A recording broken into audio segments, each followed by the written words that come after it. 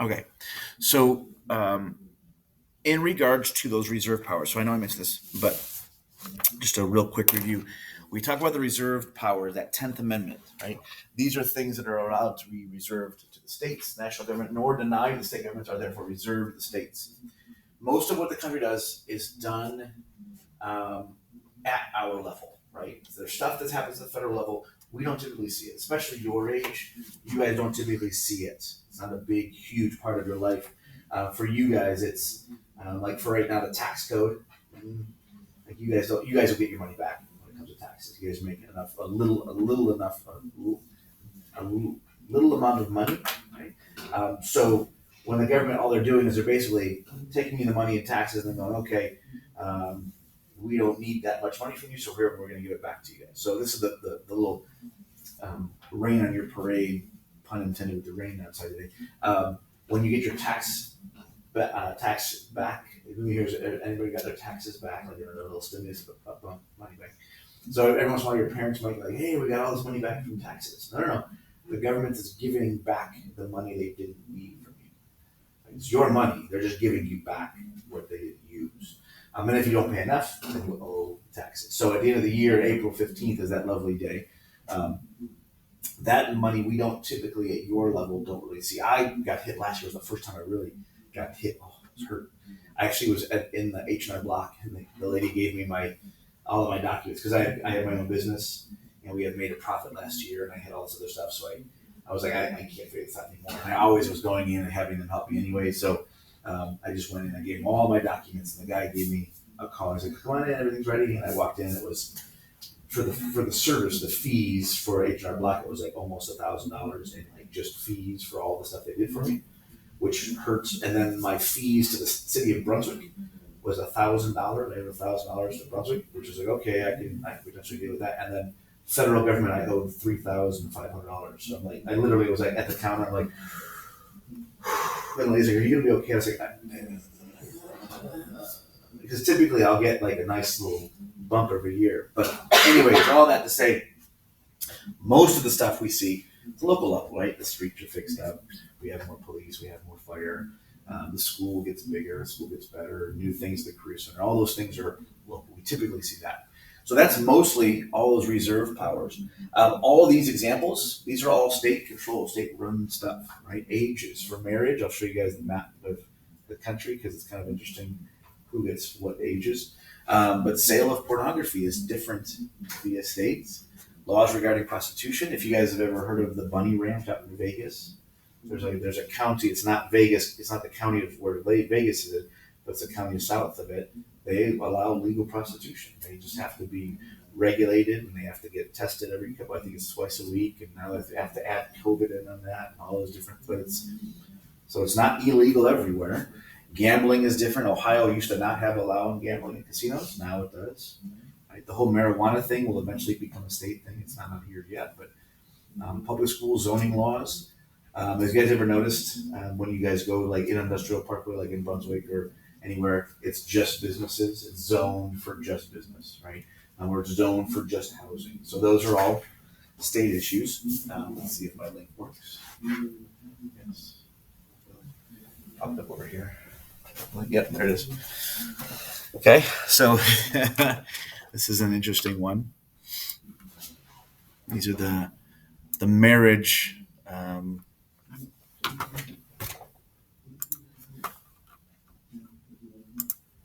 So if you're looking at the different ages, under 14 or less than 14, right there,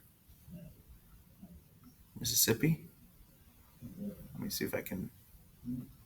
Yeah, so if I put my cursor on it, so we got California with parental consent, with parental consent, without parental consent, 18 or under. Okay. Oregon with parental consent, 17, without parental consent, 18.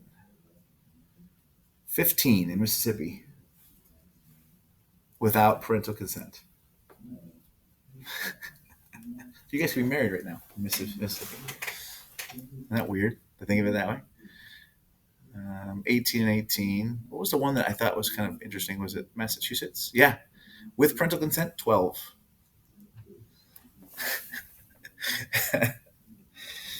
Does anybody have a younger sister or brother that's 12? Now imagine them married and your parents were okay with it.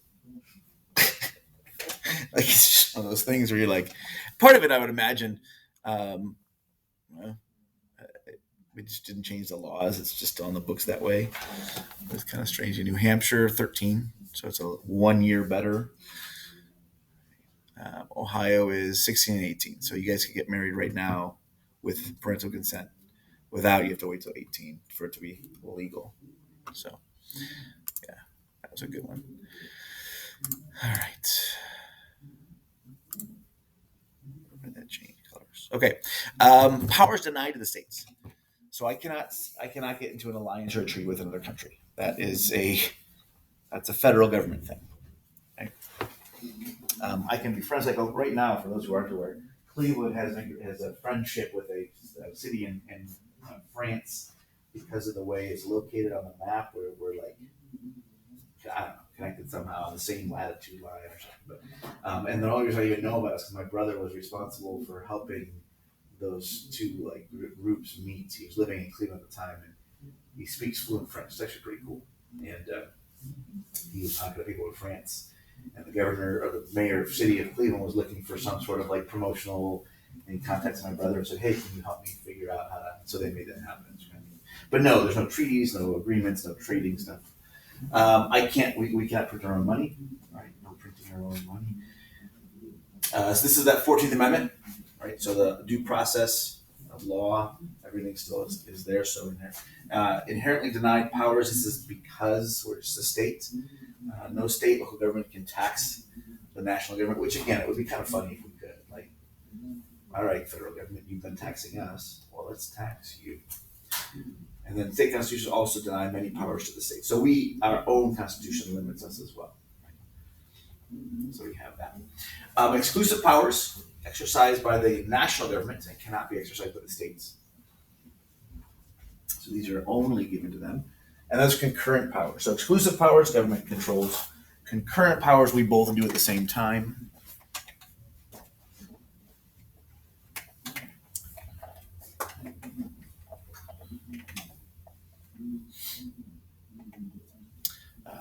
The crimes, there are federal crimes and there are state crimes. The state of Ohio can also, well, localities have the same thing. So like Brunswick bought land to build that new middle school. The state of Ohio can do the same thing for state purposes, and the federal government can also. Let's say the federal government wanted to buy this property and put a military base on here. Technically, under eminent domain, they can.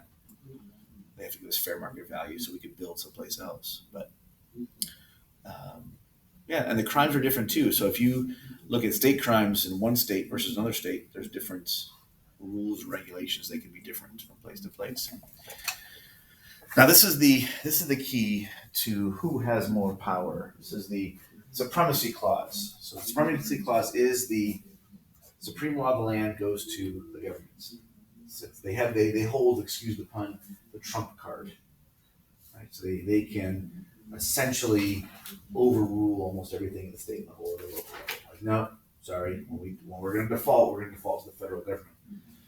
Right, so the Constitution and the laws of the United States, which shall be made in pursuance thereof, and all treaties made or which shall be made under the authority of the United States shall be the supreme law of the land, and the judges in every state shall be bound thereby, anything in the Constitution or laws of any states to the contrary notwithstanding.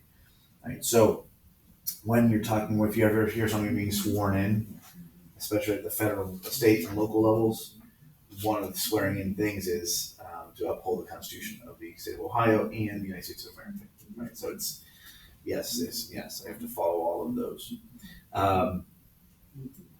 The umpire aspect here basically kind of goes over the whole founding that the government has this supremacy clause over the local aspects. Right, so the cases that we look at, McCulloch versus Maryland, nothing really exciting. Found in favor of the federal government, controlled that one. Fletcher v. Peck, first time they found a state unconstitutional, or state law unconstitutional, sorry. Now, let's see, national government and states. This is the new stuff, right? Nation's obligations under the Constitution. The U.S. Is this crossed off? Did I cross this part off? Yeah. All right. Let me get to the next part then. This is all. Um, yeah, I mean, there's different things in here, but a lot of this stuff is just a development of the country, how we deal with different aspects, the president's role, and how sometimes the president can overrule some of the state stuff. Admitting new states, there is a process, which goes back to that Ohio Constitution, 1802 and 1803. That was that weird number. Like some people were putting 1802. Yes, it was made in 1802, but it was actually confirmed in 1803. And then these are all the new states and how they were developed. Admission procedure, condition of admission. A lot of this stuff, like one of them, it talks about how in order for this to happen, they had to get the president said, "I'm not going to sign this until you do this." So they did it, and then the moment they became a state, the state of, I think it was Arizona, changed their law back to the way it was. So they did it just to become a state, and then they changed their law back after they became the state. Grants. This is again, this is how we can get money from the government. I will tell you guys right now, one of the grants in here, we have a project grant from the federal government to the states, and the states and the localities, and that is for the internet access. So anything the government sponsors, and this is more just practical for you guys, anything that's a government provided assistance, the government can mandate all the limitations of it. Right? So when you guys log onto the network, even on your phones, it is a government sponsored, government run network provided to you. Which means, in order to make it safe for everyone here at school, they can track everything and anything you do on your phones or your computers. Right? So, like when I do my personal banking, if I do something on there, like the other day, I paid a bill or two because I was like, I got to do this right now because I forgot about it. I was on my computer, I'm on the network. Technically, they can track all the stuff I just did on that because I was on a government provided internet service. Yeah. Is that how they so if you look up something or you talk about it with people, is that how they show up ads for those types of things? That would be the private companies that do that. So like I've had to have it a couple times where Alexa's always listening, or the other one is always listening. I'm not going to say it because otherwise it'll pop up over there on my phone. That's part of it, and that's where like at home I have one of those things in my room that has the Alexa, and it's I have the camera. Like you can close the camera because you're like I don't want them to. But that's a private company. It's a little bit different than regular government. So those, if we're not savvy enough tech wise, then yes, it's automatically like listening and searching for. Like the one thing I've noticed, you'll see this too when you text. If it's a new friend that you've added, the first couple of times you type their name, sometimes it could be wrong, and it might correct your spelling to like the normal standard spelling of like Caitlin. There's like 4 or 5 different versions of Caitlin. My girlfriend's name is CAI. That's how she spells her. But when I first started typing it, it was KA. It came on default to the KA, and then it got to know my contacts, and it started changing it. So when I start to type CAI, it pops up. So it learns as it goes. Same thing with listening to and finding out. If I'm looking, like Amazon's another one that's a good one. If I have an Amazon account and I'm on TikTok, and their TikTok and Amazon, unbeknownst to me, have made an agreement back at their corporate offices that they're going to share information. So I'm looking at shoes, and I'm on TikTok, and all of a sudden one of the ads pops up, and it's for shoes, because those companies have agreed to share information. Because then, if I'm on TikTok, one, I'm going through the algorithm, and of course, it's following my trends and gets to follow me. Oh, he likes this, so I'll watch this. And then Amazon goes, yeah, but don't forget, he's looking for these shoes. Throw that out there every once in a while. So every fifth or sixth one is like an ad for same thing. Instagram, Amazon, and Facebook, and all those companies have an agreement. And for those who aren't aware, they sell that stuff to each other.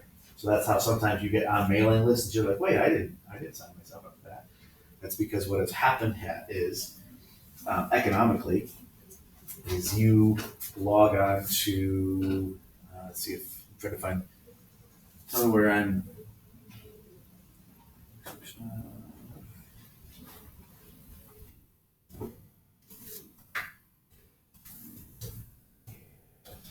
Over here. Which one are we at? Get you the how long process statements are before.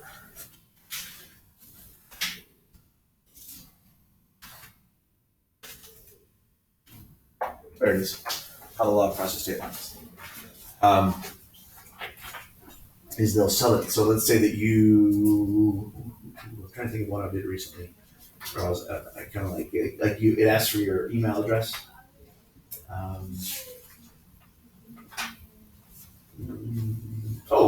I signed up for Robinhood. So I'm buying like stocks randomly, little stocks here and there on Robinhood. Just an app that you can buy stocks on. But what Robinhood does is they will sell their list of all these new customers to Amazon. Amazon will actually purchase it from Robinhood. And then what will happen is on Robinhood, every once in a while I'll get a notice from Robinhood saying, yada, yada, yada, these things stock. And then you'll open it up and there'll be a link to Amazon, right? Or something like that. Because they've sold your information. Or Amazon will reach out to you and say, you're buying stocks with Robinhood. What about this company over here? What about this company that we work with? YouTube is another one. They sell your name to all sorts of people, so you get those links. But that's more of an economic concept. I haven't heard anything. I wonder. This is a nice little long. I'm going to stop at 10:25 regardless, just because then you guys will be way ahead of my other classes. So,